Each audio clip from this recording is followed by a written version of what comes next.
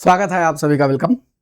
हम अमरनाथ आपके साथ और श्री रामचरितमानस की शब्दशः व्याख्या के अंतर्गत मैं अमरनाथ हाजिर हुआ हूँ और हम लोग पढ़ रहे हैं बालकांड।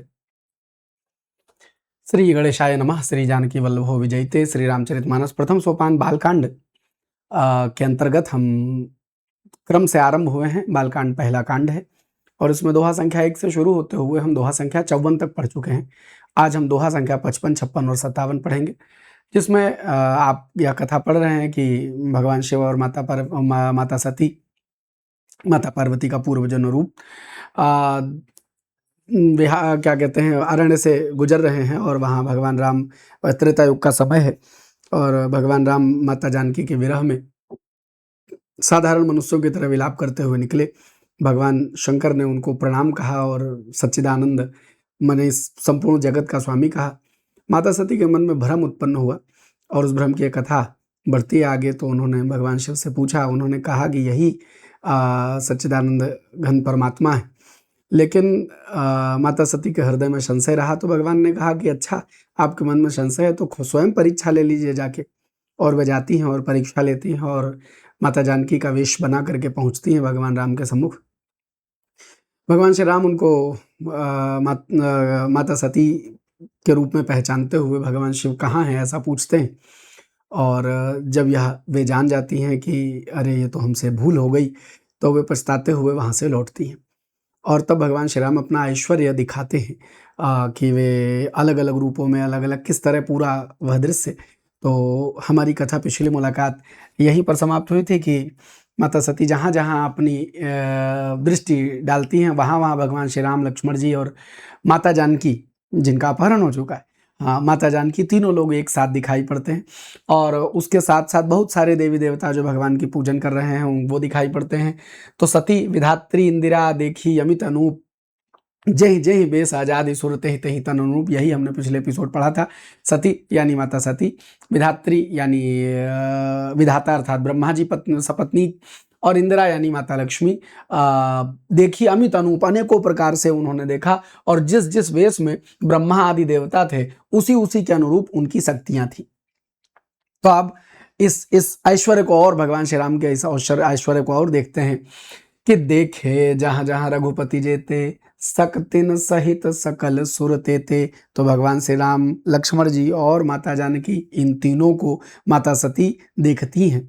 जहाँ जहाँ उनकी दृष्टि जाती है तो जहाँ देखे, जहाँ जहाँ रघुपति जेते, जहाँ जहाँ यह तीनों एक साथ खड़े दिखाई पड़ते हैं, वहीं वहीं शक्ति अपनी अपनी शक्तियों सहित यानी अपनी अपनी पत्नियों सहित, सकल माने संपूर्ण, सुर माने देवता, तेते सभी देवगण अपनी अपनी शक्तियों के सहित वहाँ उनका अभिनंदन करते दिखाई पड़ते हैं। और जीव चराचर जो संसारा, देखे सकल अनेक प्रकारा। इस चर अचर जगत यानी कि संसार में जितने भी चराचर यानी जीव सजीव जो भी चराचर जगत में जीव हैं, देखे सकल वे सभी दिखाई पड़ते हैं अनेक प्रकार से। पूजहि प्रभु देव बहुवेशा, और प्रभु यानी भगवान श्री राम, माता जानकी और श्री लक्ष्मण जी क्यों, तो ये तीनों लोगों का विग्रह एक साथ दिखाई पड़ता है। तो पूजहि प्रभु देव बहुवेशा, बहुत सारे वेश बना करके देवता भगवान श्री राम का पूजन करते हैं, लेकिन राम रूप दूसर नहीं देखा।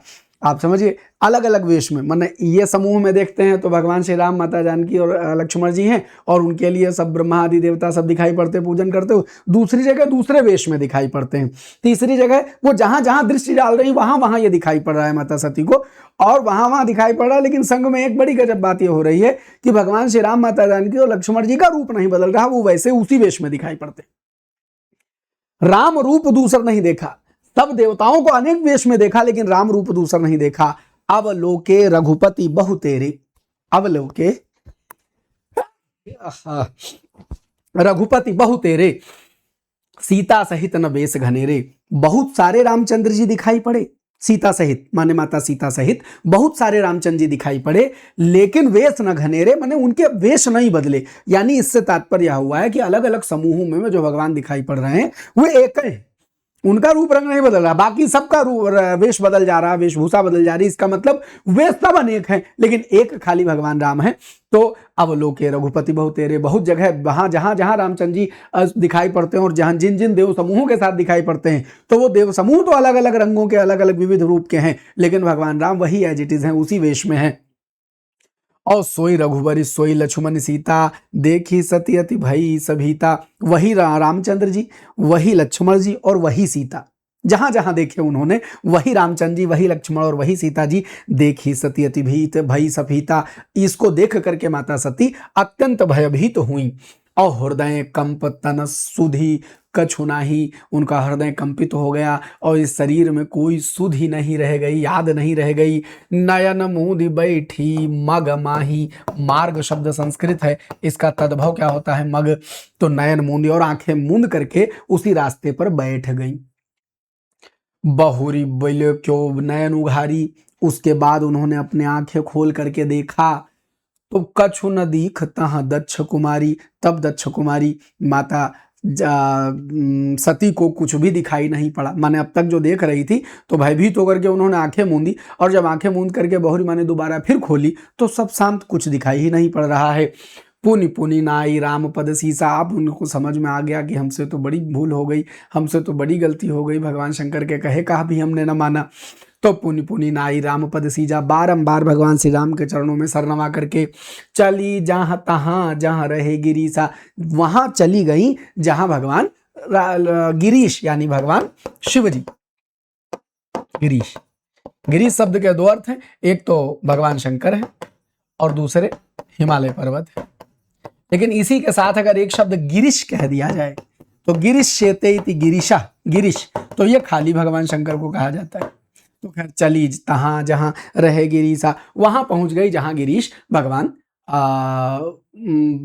शंकर जी बैठे थे, कि उन्होंने कहा था कि मैं यहीं ध्यान लगाए बैठा हूं, तब तक तुम जाओ और जिस प्रकार से परीक्षा ले सकते हो ले लो, फिर आओ। तो जहां भगवान शंकर थे वहां पहुंच गए।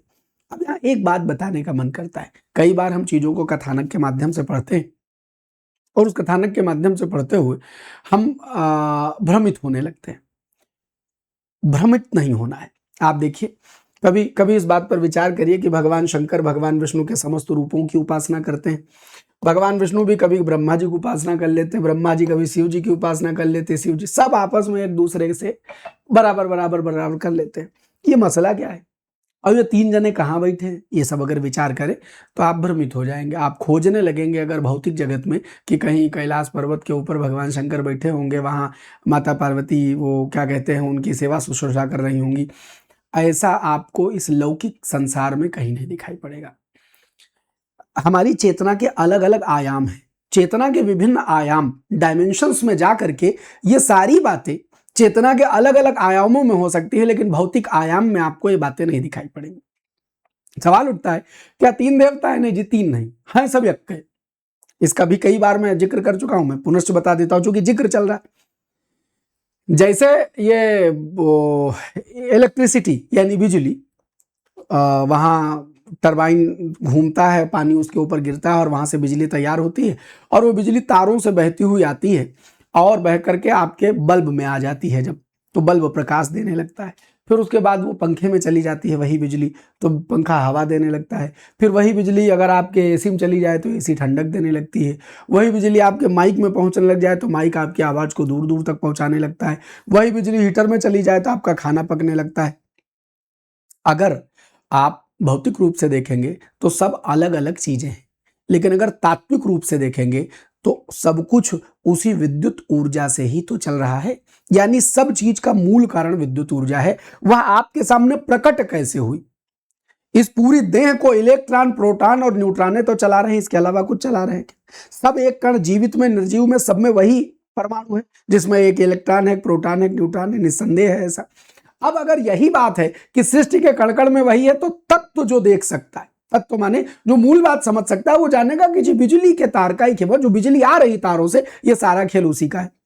अब समय के साथ एक लोगों को गर्मी बहुत लगती है, वो पंखा के सामने परमानेंट बैठे रहे, और एक को क्या कहते हैं जी, अंधेरा है एक के घर में और वो लाइट लगा के बैठे। एग्जाम्पल ऐसे बचपन वाले एग्जाम्पल देते हैं। अब पंखा वाला कहे जी अरे हमारा तो इसी से काम चलता है, पंखा के अलावा सब दुनिया में जितना कुछ है व्यर्थ है और बिजली का कोई रूप ही नहीं हो सकता है, पंखा ही अंतिम सत्य है, पंखा के सिवा सब बेकार। और बिजली वाला कहे जिसके घर में उजाला है, कहे ना अरे सूर्य तो वो भगवान जो है वो उजाले का रूप है, उजाले के अलावा सब व्यर्थ है। तो फिर कोई भला आदमी तुलसी बाबा की तरह आएगा फिर वो उनको समझाने की कोशिश करेगा, यार देखो ये जो तुम्हारे यहाँ उजाला है ये हवा से जुड़ा हुआ है, ये जो हवा है उजाले से जुड़ी हुई है, और देखो ये सब बिजली के यक्के तार से जुड़े हुए हैं।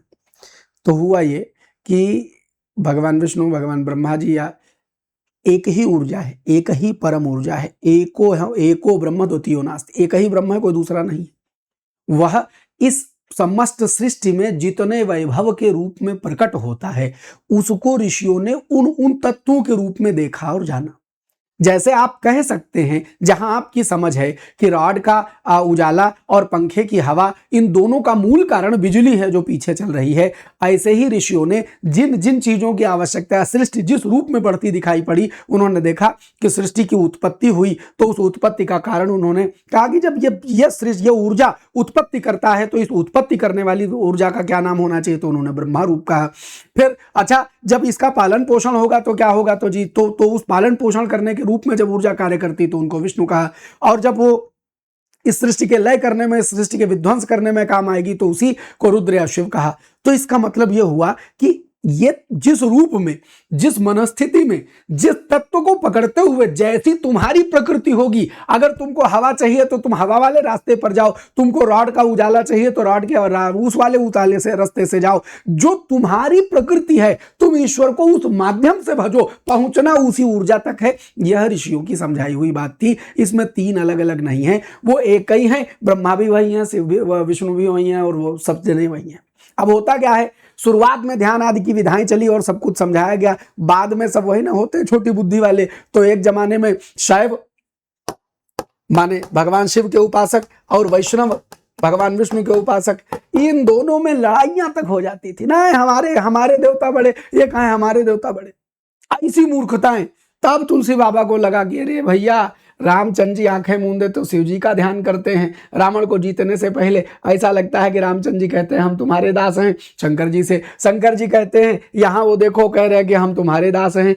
असल में कोई केहू का दास नहीं है, ऊर्जा एक है। यह जितने रूप हैं, जितने प्रतिरूप हैं, ये आपके मन में जो भा जाए उस रूप को पकड़ करके तुमको उस ऊर्जा तक ही जाना है, उसी परम ऊर्जा तक जाना है, उस रूप को पकड़ करके जाना है। छोटे छोटे बच्चों को जैसे छोटा से अनार सिखाया जाता है, ऐसे ही मूर्ति पूजा हमारे यहाँ है, ऐसे ही अलग अलग देवों के प्रतिरूप बनाए हैं। जब ध्यान में कोई उतरता है, जिसको ध्यान में समाधि का साक्षात्कार हुआ है, वह उस परम ऊर्जा का ही अनुभव करके आया है, परम ऊर्जा का अनुभव करके आया है। स्वामी और किसी तो नहीं, पुराने में बहुत अभी इसी युग की बात है, रामकृष्ण परमहंस जी को उनकी समाधि का अनुभव बहुत सारे लोगों ने लिखा है, मैंने पुस्तकों में पढ़ा है। जब वैसा वो माता काली के भक्त हैं, और माता काली के ऐसे अद्वितीय और अनन्य भक्त हैं कि जब वे भोजन कराते हैं तो माता काली उनके हाथ का भोजन खाती हैं। वही दक्षिणेश्वर की माता काली, जिनको काली कलकत्ते वाली कहा जाता है, उस मूर्ति के उपासक रामकृष्ण परमहंस हुए।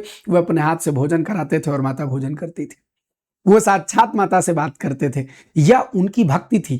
अब तुम कहो नहीं गुरु जी उनका दिखाते हैं तो हमका दिखाएं, नहीं, आपके भीतर का भाव उसमें प्राण डालता है, आपका ही प्राण। आप ईश्वर से हैं, ईश्वर आपसे, या भी समझिए, आप ईश्वर से हैं, ईश्वर आपसे है। अगर आपके भीतर वो भाव नहीं होगा तो ईश्वर उस रूप में तुमको नहीं मिलेगा। फिर वही बतिया है, हाँ, कि आपकी प्रकृति जैसी है उसी प्रकृति से आपको भाव मिलेगा। आप अपने भाव को जितना बेहतर करेंगे, शुरू में तुलसी बाबा बता चुके हैं कि श्रद्धा विश्वास रूपिणो भवानी शंकरो वंदे, श्रद्धा विश्वास रूपिणो, भवानी और शंकर की वंदना करता हूं जो श्रद्धा और विश्वास के रूप हैं। यही तो वो बीज है मनुष्य में जो आपको इस पूरे रहस्य लोक में उतार करके उस एक परम ऊर्जा से जोड़ पाने में सक्षम है। तो ये सब बातें आपको बताई समझाई इसीलिए गई। तो उस झगड़े को मिटाने के लिए, उस शैव और वैष्णव के जो विवाद है उसको मिटाने के लिए भगवान ने, वो तुलसी बाबा ने बताया, ग्रंथों से खोज करके, अनुभवों से, गुरु के पाए ज्ञान से यह कथा कही कि भैया इन दोनों में बंटवारा न करना।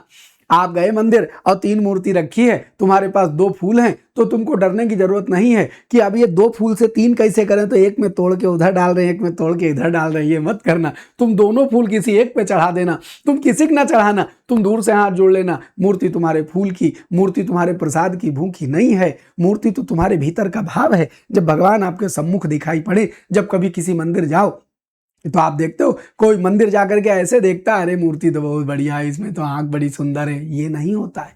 आप जब मूर्ति के सम्मुख खड़े होते हैं तो स्वतः आंख मूंद जाती है कि वो प्रतिरूप जो सामने है वो हमारे भीतर आ जाए। भगवान आपके भीतर है, बाहर के माध्यम से उसको अपने भीतर स्थापित करना है, उसको अपने भीतर स्थापित करना है। यही तो है, भगवान शंकर को देखना है तो भगवान शंकर के स्वरूप से अपने आप को शिवमय कर देना है। भगवान श्री राम के रूप को देखना है तो भगवान श्री राम के रूप से अपने आप को राममय कर देना है। यह भाव बताए जाने के लिए यह सारा कथा विधान है। लेकिन हाय हम हम लोगों ने कहानियां पकड़ी, लकीर पकड़ ली और उसी के पीछे भागे जा रहे हैं, समझना नहीं चाहते। तो बाबा तुलसी समझाते, कहते हैं कि जहां जहां ये माता सती ने देखा, फिर वहां पहुंच गई कहां, जहां भगवान शंकर थे। अब जब पहुंची तो गई समीप महेश, तब हंसी पूछी कुशलात। जब माता सती भगवान शंकर के सम्मुख पहुंच गई तो बड़े हंस करके कुशल क्षेम पूछी भगवान शंकर ने। लीनी परीक्षा कवन विधि, किस तरीके से परीक्षा ली सती। कहूँ सत्य सब बात हमको सत्य सत्य कहिए, सब बात हमको सच सच कहिए। अच्छा, सती समुझे रघुवीर प्रभाव, माता सती ने भगवान श्री राम का प्रभाव अब जान लिया। तो भयवश शिव सन कीन दुराऊ, तो भयवश भगवान शंकर से उन्होंने दुराव यानी छिपाव कर लिया, सब बात नहीं बताई। कछु न परीक्षा लीनी गोसाई, कोई परीक्षा हमने नहीं ली है स्वामी। कीन प्रणाम तुम्हारी ही नाई, जैसे आपने हाथ जोड़ करके प्रणाम कर लिया था ऐसे तुम्हारी नाई, तुम्हारे प्रकार से हमने भी जाके प्रणाम कर लिया। जो तुम कहा सो मृषा न होई, मृषा मिथ्या शब्द को बोलते माने झूठ, जो आपने कहा वो झूठ कैसे होगा। जो तुम कहा सो मृषा न होई, जो कुछ भी आपने कहा उसमें कुछ भी झूठ नहीं है। मोरे मन प्रतीति अति सोई, और मेरे मन में ऐसी ही प्रतीति है कि आप जो कह दे, मेरे मन का दृढ़ विश्वास है, मन की प्रतीति होना, मन का विश्वास होना कि जैसा आपने कहा सब वैसे है। तब शंकर देख्यो धरि ध्याना, तब भगवान शंकर ने ध्यान लगा करके देखा। सती जो कीन चरित सब जाना, माता सती ने जो कुछ भी किया था वह सब चरित्र उन्होंने जान लिया। बहुरी राम माँ यही सिर नवा, उसके बाद उन्होंने भगवान श्री राम की माया के सामने सर नवाया, माने परमात्मा की माया के सामने सर नवाया कि प्रेरी सती जय झूठ कहावा। और जिस माया ने सती को प्रेरणा देकर के उनसे भी झूठ कहलाया, जो जगत जननी है उनसे भी सती रूप में झूठ कहलवा लिया, माया प्रेरणा देकर के। और हरि इच्छा भावी बलवाना, हरि इच्छा भावी बलवाना, हृदय विचारत शंभु सुजाना, माने भगवान की इच्छा, हरि इच्छा भावी बलवाना, भगवान की इच्छा बलवान है। भावी का मतलब जो होने वाला है, भाग्य आने वाला समय। तो हरि इच्छा, भगवान की इच्छा ही भविष्य के रूप में बलवान हो गई है, आने वाले समय के रूप में भावी बलवाना ने भाग्य को बलवान बना दिया है। और हृदय विचारत शंभु सुजाना, भगवान शंकर सुजान माने चतुर, जानने वाले, सब कुछ जानने वाले भगवान शंकर अपने हृदय में यह विचारते हुए चले जा रहे हैं। और सती कीन सीता कर वैसा, सती ने माता सीता का वेश बना लिया। शिव उर भयउ विषाद विशेखा, भगवान शंकर के हृदय में यह विषाद हुआ कि इन्होंने माता सीता का वेश बना लिया। जो अब करऊं सती सन प्रीति, अब यदि मैं सती के संग प्रेम रखता हूं तो मिटई भगति पथ होई अनीति, भक्ति का पथ मिट जाएगा, भक्ति का मार्ग मिट जाएगा और अनीति माना जाएगा इसे, क्योंकि इन्होंने सीता का वेश धारण कर लिया। और परम पुनीत न जाई तजी, किए प्रेम बड़ पाप, सती अत्यंत पुनीत हैं, अत्यंत परम पुनीत हैं, परम पवित्र हैं, इसलिए त्याग भी इनका नहीं किया जा सकता, लेकिन प्रेम करने में भी बड़ा पाप है। प्रगति न कहत महेशु कछु, प्रकट में भगवान शंकर ने कुछ न कहा। हृदय अधिक संताप, लेकिन उनके हृदय में अत्यंत संताप आ गया। तब शंकर प्रभु पद सिर नावा, तब भगवान शंकर ने भगवान के चरणों में सिर नवाया। सुमिरत राम हृदय असावा, और सुमिरत राम, भगवान राम का सुमिरन करते हुए उनके हृदय में ऐसा आया। एहि तन सती भेटी मोहि नाही, शिव संकल्प कीन मन माही, कि इस शरीर में सती से अब हमारी भेंट नहीं हो, ऐसा उन्होंने अपने हृदय में मान लिया कि यही तन माने जिस रूप में सती हैं, इस सती रूप में अब इनसे हमारी भेंट नहीं होगी। शिव संकल्प कीन मन माही, और शंकर जी ने अपने मन में यह संकल्प कर लिया। अस विचारी शंकर मति धीरा, ऐसा विचार करके भगवान शंकर जो बुद्धि में अत्यंत धीर, ऐसा विचार करके भगवान शंकर ने जो मति में अत्यंत धीर हैं, चले भवन सुमिरत रघुवीरा, अपने भवन यानी कैलाश पर्वत की ओर चल दिए भगवान श्री राम को याद करते हुए। और चलत गगन भय गिरा सुहाई, गिरा माने वाणी, चलत गगन भय गिरा सुहाई। जब वो चल पड़े तो गगन यानी आकाश से वाणी हुई, आकाशवाणी हुई, बड़ी सुंदर सी आकाशवाणी हुई कि जय महेश भली भगत दृढ़ाई, जय हो भगवान शंकर की, आपने भक्ति की को दृढ़ता दी है, यानी आपने भक्ति के मार्ग को और पुष्ट कर दिया। क्योंकि आप जब माता सती ने माता जानकी का रूप रख लिया और वह जानकी रूप को आप अत्यंत पूज्य मानते हैं, तो आपने मान लिया कि अब इस शरीर में हम इन्हें पत्नी रूप में स्वीकार नहीं करेंगे। यह भाव आपकी भक्ति के पथ को अत्यंत दृढ़ करता है। तो जय महेश भली भगत दृढ़ाई, भगवान शंकर की जय हो, आपने भक्ति को अत्यंत दृढ़ता दी है। आसपन तुम बिन करई को आना, ऐसा प्रण तुम्हारे बिना कोई अन्य कैसे कर सकता है। और राम भगत समर्थ भगवाना, हे भगवान आप राम भक्त हैं, मतलब राम भगत समर्थ भगवाना, तो आप सत्य में ही राम भक्त हैं और भगवान अत्यंत समर्थ हैं। सुनि नभ गिरा सती उर सोचा, नभ गिरा यानी आकाश की वाणी को सुनकर सती ने अपने हृदय में सोचा, पूछा सी वही समेत सकोचा, बड़े संकोच से उन्होंने भगवान शंकर से बारंबार पूछा कि कीन्ह कवन पन कहूं कृपाला, ऐसा कौन सा प्रण आपने कर लिया हे कृपाल। सत्य धाम प्रभु दीन दयाला, सत्य के धाम हे दीन दयाल प्रभु, आपने ऐसा कौन सा प्रण कर लिया है। यद्यपि सती पूछी बहुभांति, यद्यपि सती माता ने बहुत प्रकार से पूछा, तदपि न कहूं त्रिपुर आराती, कितना सुंदर शब्द मिला। आराती माने क्या होता है, शत्रु होता है, शत्रु होता है।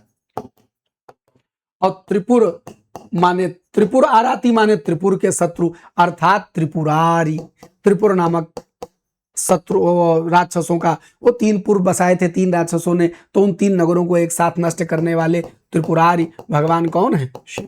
तो त्रिपुर आराती लिख दिया जाए चाहे त्रिपुरारी लिख दिया जाए, क्या बात है। तदपि न कहो त्रिपुर आराती, तब भी त्रिपुर के रिपु भगवान शंकर ने एक शब्द न कहा। और सती हृदय अनुमान किए सब जान्यो सर्वज्ञ, कीन कपटुमय शंभुसन नारी सहज जड़ अज्ञ।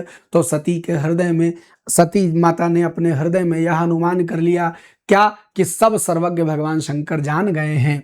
और कीन कपटमय शंभुसन, और मैंने भगवान शंकर के साथ कपट किया यानी छिपाव किया। नारी सहज जड़ अज्ञ, मैं नारी अत्यंत क्या कहते हैं सहज ही जड़ यानी मूर्ख और अज्ञ ना जानने वाली हूं। अब ये लाइन पढ़ करके बहुत जने कहेंगे कि देखो स्त्री को मूर्ख कह दिया गया। बच्चा जैसे कोई पुरुष होता है, उससे कोई अपराध हो जाए तो कहता है अरे हम काहे के आदमी हुए, इस संसार में हमारा जन्म व्यर्थ हो गया। इस तरह से कथानक बाबा तुलसी कह रहे हैं, अब अवधि में कह रहे हैं। तो जो लोक है, उस लोक में जो कुछ भी कहा सुना प्रचलित है, वह सब कथानक कहते चले जा रहे हैं। अब आप इस पूरी राम कथा को न पढ़ें, आप ये लाइन निकाल लेंगे इसमें, तो बताओ नारी को मूर्ख और क्या कह दिया गया, और उसके ऊपर आप नारीवाद पर लंबे चौड़े विमर्श खोजें, तो तुमसे बड़ा मूर्ख सच में इस संसार में कोई नहीं होगा। इस जब भी कुछ पढ़िए, कोई कथानक पढ़िए, तो उसमें आप देखिए कि जब तुलसी बाबा सुरुष पढ़ते चले आ रहे हैं, कितनी सुंदर खल वंदना कही गई, दुष्ट वंदना कही गई। आगे पुरुषों के बारे में भी बहुत सारी बातें अलग अलग मिलती हैं, लेकिन वही विच सूट्स आर प्रोपोगंडा, हम वही पकड़ेंगे, बाकी को छोड़ देंगे। तो या तो इसको पढ़िए तो प्रेम भाव से पढ़िए। और इस संसार में हाँ क्या बड़ा सुंदर शब्द है, एक तो दोहा कहा जाता है कि पानी से पानी मिले और मिले कीच से कीच। पानी पानी में मिल जाता है, कीचड़ कीचड़ को ही खोजता है। और ज्ञानी से ज्ञानी मिले, मिले नीच से नीच। जो ज्ञानी आदमी होगा वो ज्ञानी की संगत में बैठेगा, जो नीच आदमी होगा नीच की संगत में बैठेगा। आपकी प्रवृत्ति जैसी होगी, आप इस राम कथा में अपनी अपनी प्रवृत्ति का सब खोज लेंगे। आप अपनी प्रवृत्ति बेहतर कर लीजिए। और एक बात बताओ, हम अभी इस पर चर्चा नहीं, आगे लंबी चर्चा आएगी। हम ये कहते हैं कि बाय द वे आप उसका कोई गड़बड़ अर्थ निकाल लो। तो एक बात बताओ, क्या तुम सच में इतने बड़े राम भक्त हो कि जैसी जैसी राम कथा कही गई है, जैसा जैसा राम का नाम लेना है, वैसा वैसा जीवन जी रहे हो? अगर तुम वैसा सच में कर रहे हो तो तुम्हारा हृदय वैसे ही निर्मल हो जाएगा कि तुम उस गलत जो जो तु जिसके जिसका अर्थ तुमने गलत लिया है वह अर्थ तो स्वतः तुम्हारे भीतर आ जाएगा, तुम अच्छे आदमी बन जाओगे। और अगर तुम उसका वास्तविक रूप से हृदयंगम नहीं करते हो और सिर्फ लाइन से उठा करके कुछ उल्टी पुल्टी बातें कहते हो तो तुम्हारा जीवन वैसे ही वहाँ भाई मिले नीच से नीच और कीच से कीच वाली दशा हो जाएगी। तो अपनी प्रवृत्ति के अनुसार आप सुअर को छोड़ दीजिए, वो हमेशा कीचड़ ही खोजेगा। और कोई क्या कहते हैं गाय वाय होगी और साफ पानी कहीं भरा होगा तो गैया साफ पानी का पानी पिएगी और सुअर जो है वो कीचड़ में मुंह डालेगा।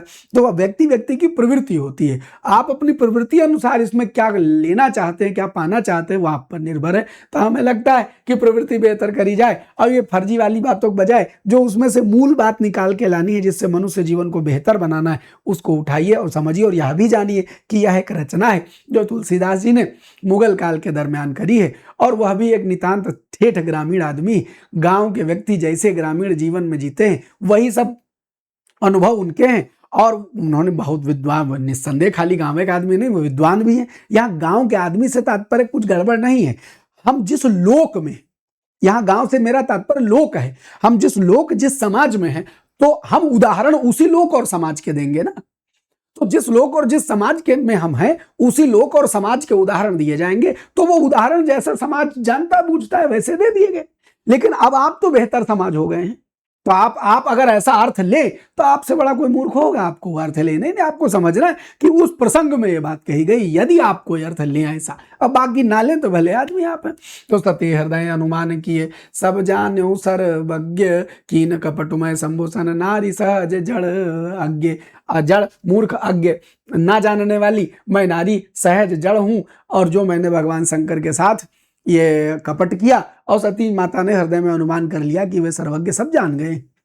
अब सोरठा उल्टा लिखा है दोहा का। दोहा देखो बिकाई और जाई इसकी पहचान होती। सोरठा ना लिखा हो हेडिंग में सोरठा तो भी पहचान जाओ। सोरठा कैसे पहचाना, बिकाई और जाई को पकड़िए। अब इधर से देखिए कि देखहूं प्रीति की रीति भली जलु पै सरिस बिकाई कपट खटाई परत पुनि बिलग होई रसु जाई। तो जल और दूध, जल माने पानी और पै माने दूध। तो प्रेम की रीति बड़ी अच्छी है। देखा हूं प्रीति की रीति भली, प्रेम की रीति, प्रेम का तरीका बड़ा भला है, बड़ा अच्छा है। देखो तो एक बार कि पानी जो है वो दूध के समान दूध के दाम में बिकता है। दूध में पानी मिला दिया जाए तो पानी का दाम भी दूध के दाम के बराबर हो जाता है। यह प्रेम है दूध और पानी का कि वे दोनों आपस में ऐसे मिल जाते हैं कि कोई दुनिया पहचाने नहीं रह जाती है और दूध अपने संग पानी को मिलाकर पानी को भी अपने दाम पर बेचवा देता है। लेकिन अगर उस दूध पानी में जो इस तरह मिल गया है कि पानी की वैल्यू भी दूध की हो गई है, अगर उसमें कपट रूपी खटाई पड़ जाए तो दूध फट जाता है, पानी अलग हो जाता है, दूध अलग हो जाता है और उसका स्वाद भी बेकार हो जाता है। तो जल पय सरिस बिकाई देखहूं प्रीत की रीति भली बिलग होई रस जाई। अलग हो जाता है, रस का आने का अर्थ स्वाद भी होता है तो रस माने स्वाद उसका चला जाता है, अलग भी हो जाता है। अगर कपट खटाई पड़ जाए तो माता सती ने अपने मन में सोच लिया, हाय हमने भगवान शंकर और अपने बीच यह कपट की खटाई क्यों डाल दी कि यह हमारे प्रेम में खटाई डालने वाला हो गया। तो बस आज के एपिसोड को यहीं करेंगे ख़त्म। मुलाकात करेंगे अगले एपिसोड में हम क्या होगा आगे भगवान शिव और माता सती के मध्य, और कैसे दक्ष प्रजापति यज्ञ करेंगे और कैसे माता सती उसमें अपना दाह करेंगी और फिर कैसे भगवान शंकर को वियोग होगा और उस वियोग के बाद कैसे वे संहार करेंगे, फिर कैसे माता सती का पुनर्जन्म होगा, कैसे वे माता पार्वती के रूप में आएंगी, कैसे भगवान भोलेनाथ का विवाह होगा, फिर कैसे कथानक आगे बढ़ेगा। इन सब बातों को जानने के लिए देखते रहिए हिंदी भास्कर। हम हैं अमरनाथ आपके साथ। बहुत बहुत धन्यवाद। खूब खुश रहिए, मस्त रहिए, बिंदास रहिए।